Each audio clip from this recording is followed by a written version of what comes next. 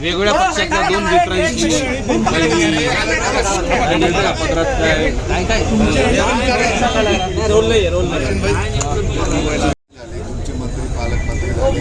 ही शेवटचीच बैठक आहे या सरकारची.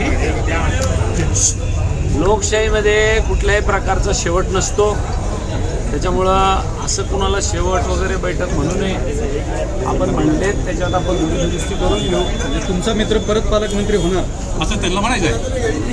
त्यांनी सभेतच सांगितलं मी पुन्हा येईल म्हणून. तुमचं मत काय? तुम्ही त्यांना पुन्हा येऊ देणार आहात का? ऐका ना काय आहे माहिती आहे, लोकसभेच्या निवडणुकीच्या नंतर मी पहिल्यांदा आपल्या संभाजीनगर जिल्ह्याच्या DPDCच्या बैठकीला आलो आणि योगायोग असा जुळून आला की आमचे सहकारी मित्र अब्दुल सत्तार साहेब हे माननीय संदीपानजी भुमरे साहेब माझ्यासोबत लोकसभेवर आले आणि ही जागा रिकामी झाली आणि पर्यायाने आमचे सहकारी मित्र अब्दुल सत्तार साहेब, नामदार अब्दुल सत्तार साहेब यांच्याकडे तो प्रोटोकॉल आला. माननीय मुख्यमंत्र्यांनी त्यांना पालकमंत्री केलं आणि योग असा त्यांची DPDC पहिलीच होती आणि मी लोकसभेवर गेल्यानंतर माझी DPDC पहिलीच होती.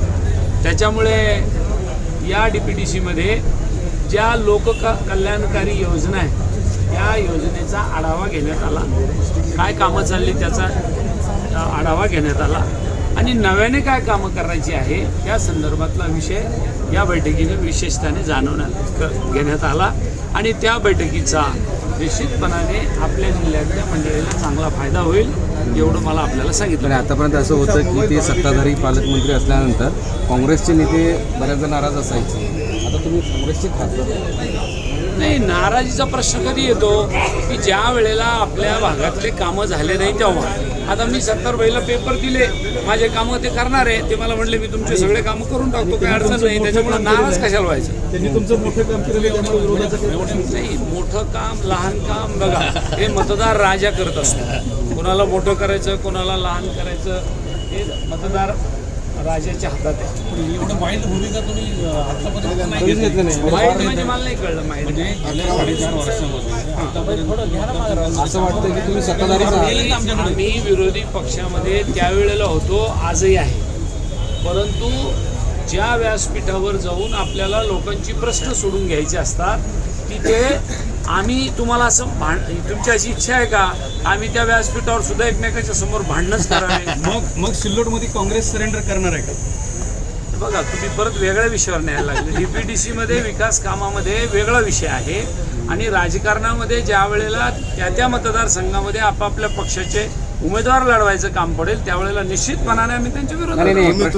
महाविकास आघाडीच्या एकमेकांवर भांडणं झालेली आहेत, एकमेकांवर धावून गेलेले आहेत. आता एवढे शांततेत कसं महाविकास आघाडीच्या नेत्यांना निधी दिला जात नाही असा आरोप सातत्यानं होतोय शिवसेनेवर. मला DPDCच्या मीटिंगमध्ये मी पहिल्यांदा आलो आणि माझे पेपर सबमिट केले. आता जेव्हा ते निधी देतील देणार नाही त्याच्यावर पुढचे भांडणं सुरू होईल. आता काय भांडायचा विषय? लोकसभेच्या मदतीची परतफेड शांत राहू. लोकसभेच्या मदतीचा प्रश्न मला सत्तार साहेबांनी लोकसभेत मदत केलेलीच नाही. मी परत सांगतो, त्यांनी त्यांच्याच पक्षाचं काम केलं, त्यांच्या कार्यकर्त्यांनी मला मदत केली, त्यांच्या कार्यकर्त्यांनी कोणाच्या सांगण्यात मला नाही सांगता. हो काळे साहेब, तुम्ही एकमेव खासदार असे आहात जे 2 DPDC कव्हर करता. म्हणजे इथे पण येतात जालन्याला पण. एक ठिकाणी भाजपचा पालकमंत्री आणि एक ठिकाणी दोन्ही पालकमंत्री या जालना आणि संभाजीनगर जिल्ह्याचे दोन्ही पालकमंत्री हे सरकारचे प्रतिनिधी हे लोकांच्या कामासाठी असतात. चांगला आणि वाईटचा प्रश्न कधी येतो?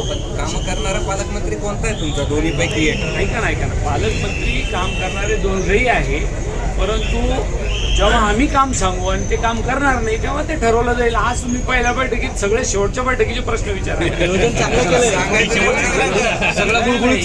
बैठक शेवटची नाही. ही बैठक मी पालकमंत्र्यांना सूचना केली, विनंती केली की याच्यानंतर आचारसंहिता लागायच्या अगोदर पुन्हा एक बैठक घ्यावी की जेणेकरून आपल्या शासकीय योजनेचा आढावा घेऊन ज्या काही लोककल्याणकारी योजना अपूर्ण राहिल्या असतील त्या पूर्ण व्हाव्या आचारसंहिता लागायच्या अगोदर.